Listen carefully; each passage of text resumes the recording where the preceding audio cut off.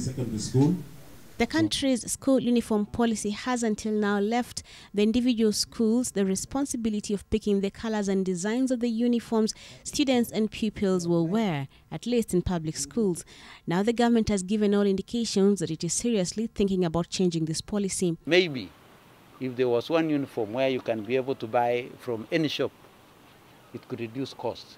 But it is a discussion that is still on. The government says the move is informed by parents' complaints over the high cost of purchasing the uniforms for their children. They said and they talked about the cost of uniform, and they are looking for ways in which they can manage some of these costs. However, that reasoning from the government is yet to gain favor with sections of the stakeholders in the education sector.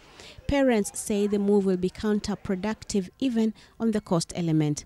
Mimi kama mzazi nibadilishe kwa mfano mtoto mwenye ako form 1 na bado ni ile shule, mtoto mwenye ako form 2, form 3, of which hiyo gharama itakuwa imeenda juu sana kwangu mimi binafsi.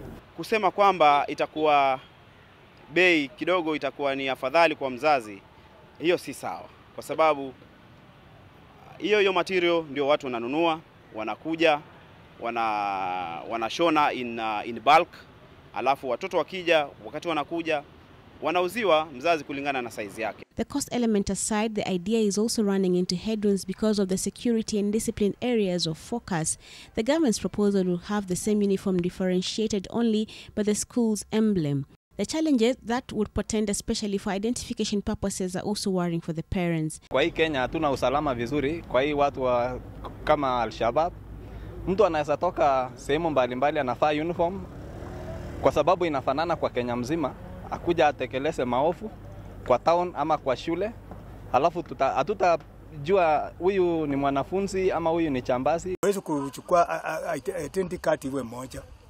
The government's move on the school uniform comes in the wake of a similar push to have school buses painted the same colors, as well as the centralizing of school textbooks distribution.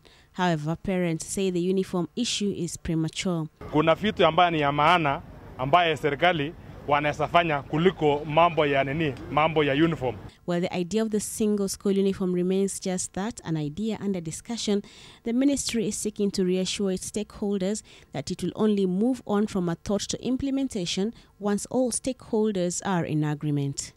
Well, if this decision by government is adopted as an official policy, it will be in line with a similar one that was adopted sometime last year that saw all the school buses across the country painted in one single color. However, this decision is yet to garner the support of all stakeholders in the sector. Brenda Wanga, NTV, Nairobi.